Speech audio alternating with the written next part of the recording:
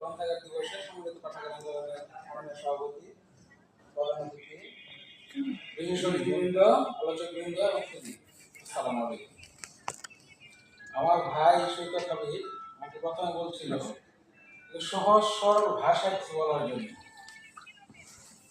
সহজ সরল ভাষায় বলতে গেলে আমরা সবাই বলবো যে পাঠাগার ভরার প্রয়োজন, পাঠাগার তৈরি করার প্রয়োজন, পাঠাগারের পাঠক তৈরি করার প্রয়োজন সবার আগে। হ্যাঁ বলুন।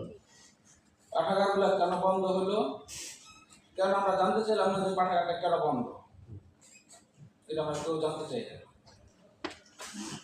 আমরা দেশের বাইরের ইতিহাস পড়ি, মোবাইলে স্ক্রল করি খুব দ্রুত, তো নিজেদের স্ক্রল করতে পারি না।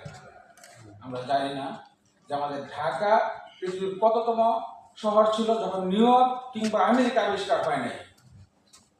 আমরা জানি না ঢাকাতে প্রথম কে বিশুদ্ধ পানির ব্যবস্থা করছিল। আমরা জানতে চাই, আমরা পড়তে চাই।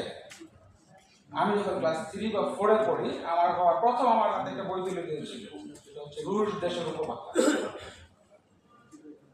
আমি মনে করি প্রত্যেক বাবা মায়ের উচিত তার সন্তানের হাতে মোবাইল তুলে না দিয়ে, একটা কোনো রুশ দেশের উপকথা পাওয়া যায় না, যে কোনো শিশু সাহিত্য কিংবা যে কোনো উপন্যাস তুলে দেওয়া উচিত।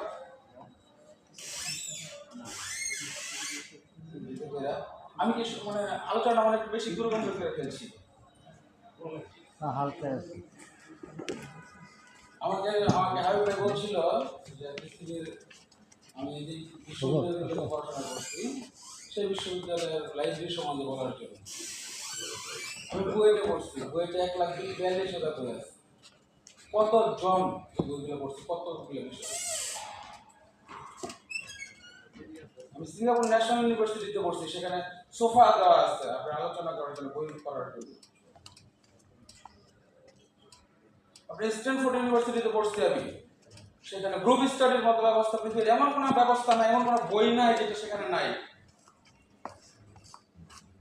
আমি লন্ডন ভিক্টোরিয়া আমলে সেই লন্ডন মিউজিয়াম, লন্ডন পাঠাগার আমি বসছি এখানে। আমি লন্ডনে যখন ছিলাম এবং শেল কোম্পানিতে, আমি অ্যারামকো কোম্পানিতে ছিলাম সৌদি আরব। সেখানে আপনার আরব রাষ্ট্রীয় ভূমিকা বর্তমান আমরা মনে পড়ে তো সমস্ত তাদের সংস্কৃতি, সমস্ত তাদের বই এখানে পাওয়া যায়। আমি আবুধাবিতে ছিলাম, দুবাইতে, ওইখানে মিউজিয়াম মানে পাঠাগারটা বইয়ের আদলে বানানোই হয়েছে। পাশ্চাত্যের